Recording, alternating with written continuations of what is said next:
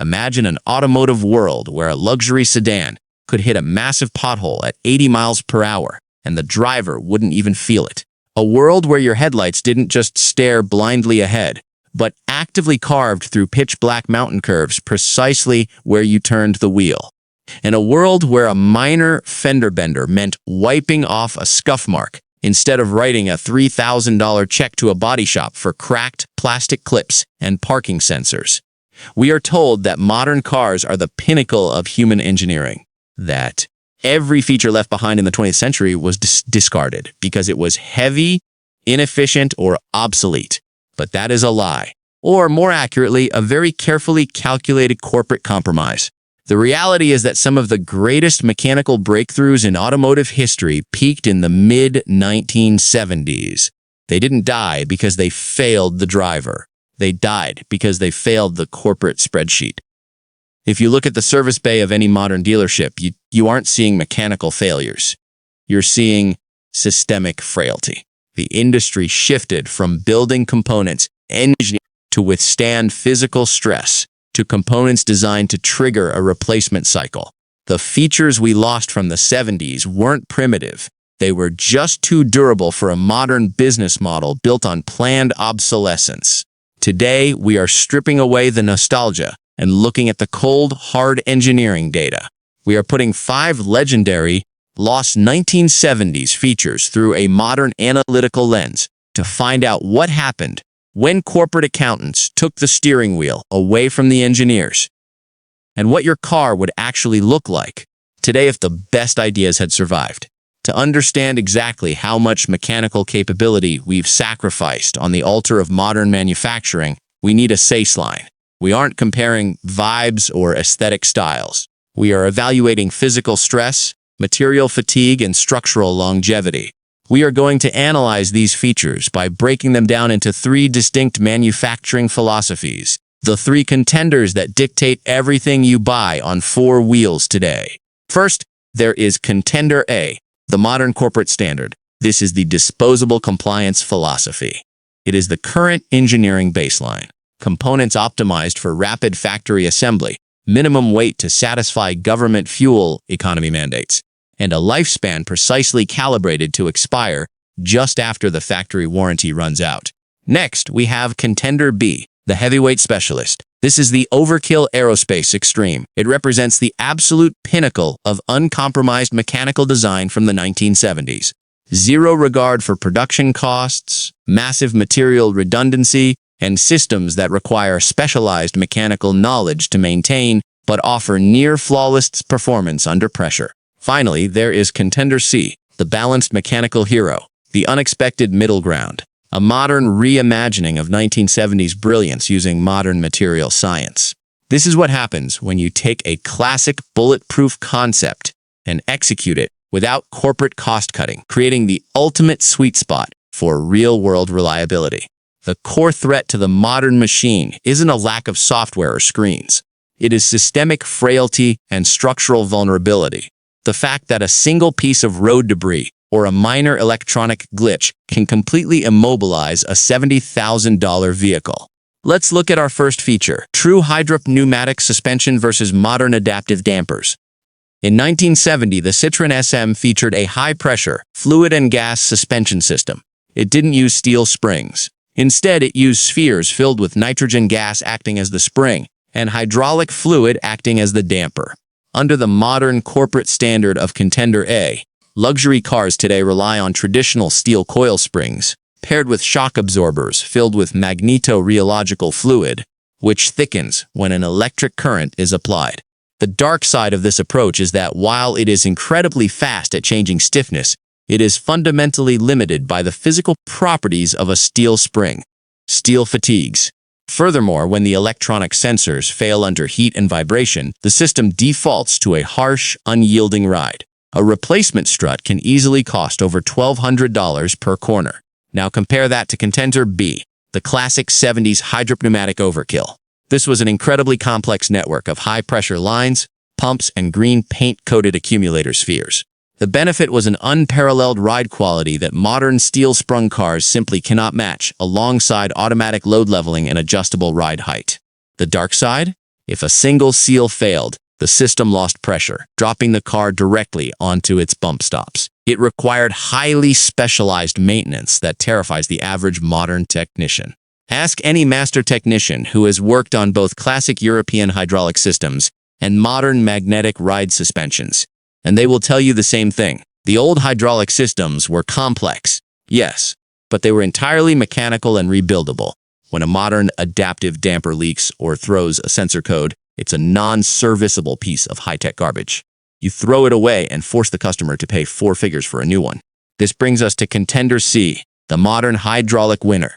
Imagine the 1970s hydropneumatic principle, but sealed into self-contained, digitally monitored, independent corners using synthetic fluids that don't degrade under extreme thermal cycling. By replacing the fragile network of central lines with localized, ultra-durable pressure reservoirs, you eliminate the single point of failure while retaining the flawless ride quality and mechanical longevity. Our second feature takes us to directional mechanical headlights versus modern matrix LEDs. Long before modern luxury cars used millions of micromirrors and digital software to steer light beams, the 1970 Citroën SM and certain luxury American concepts used a purely mechanical linkage connected directly to the steering rack to physically pivot the inner high beams into a turn. Contender A, the modern matrix and swiveling LED assemblies, uses electronic control modules, steering angle sensors, and tiny electric stepper motors to direct the light. But the dark side is that they are a financial time bomb. A single rock strike cracking the outer polycarbonate lens exposes the delicate electronics inside, requiring a complete headlight assembly replacement. The cost is frequently between $2,000 and $4,500 per side. Contender B, the 70s mechanical linkage, was a system of rods, cables, and pivots, physically tying the headlight bucket to the steering column. The benefit was absolute reliability of intent. If the wheels turn, the lights turn.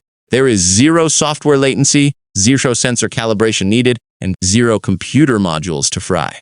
The dark side was simply that the physical linkages could wear out over decades, leading to slight play or vibration in the beam pattern if not properly lubricated. If we look at Contender C, a modern mechanical setup using high-tensile, low-friction synthetic cables inside a sealed guide tube, the system becomes virtually indestructible.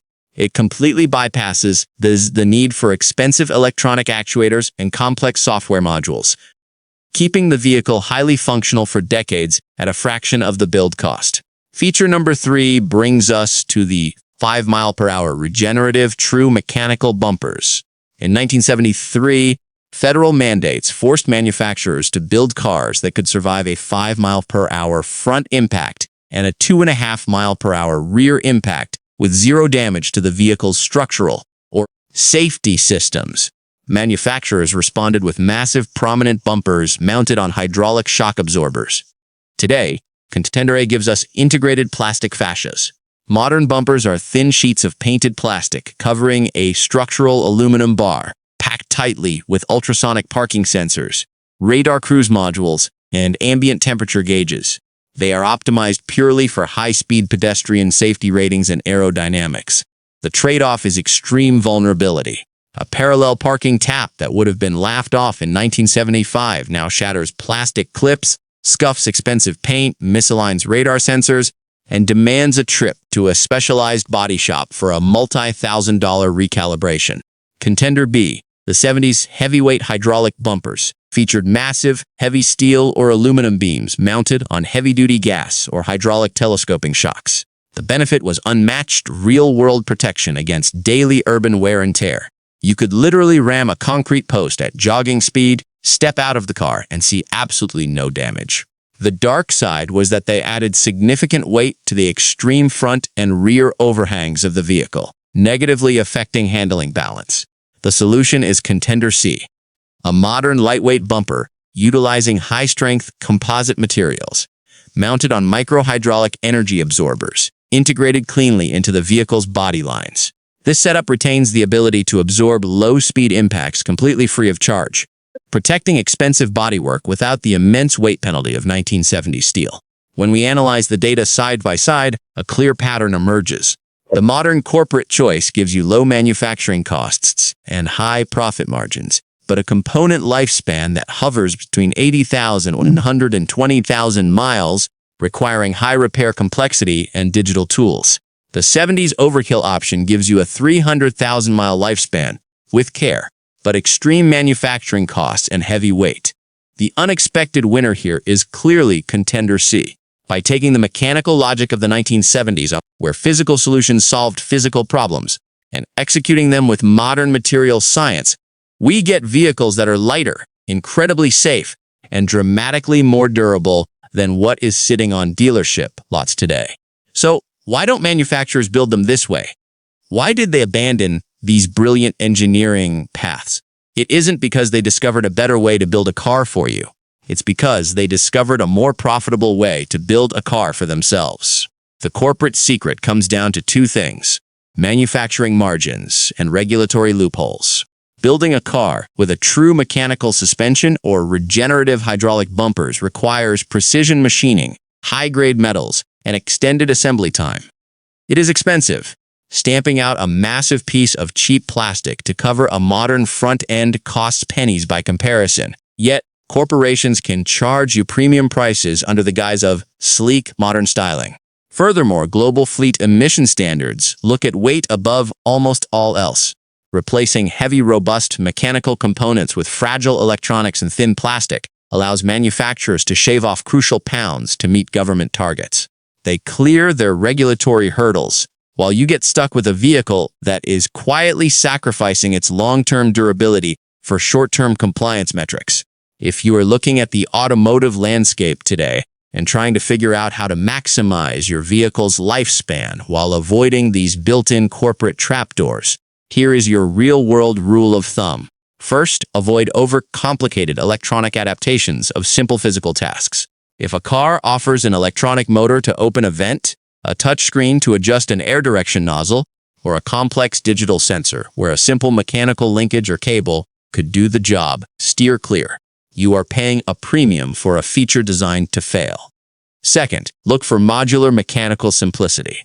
Prioritize vehicles that utilize isolated mechanical subsystems rather than fully integrated digital architectures where a failure in one component takes down the entire vehicle network. The automotive industry spent decades convincing us that newer always means better and that the past was filled with primitive compromises. But the mechanical data proves that the engineers of the 1970s had often solved the problems of comfort, durability, and real-world utility far better than the software developers of today. Look at your own driveway right now. Think about every minor sensor glitch, every cracked plastic piece, or every expensive electronic module you've had to replace. What 1970s feature do you think your modern car desperately needs back to actually survive the real world? Are you running a vehicle built on old-school mechanical resilience? Or are you driving a modern corporate spreadsheet? Let's talk about the engineering choices down in the comments.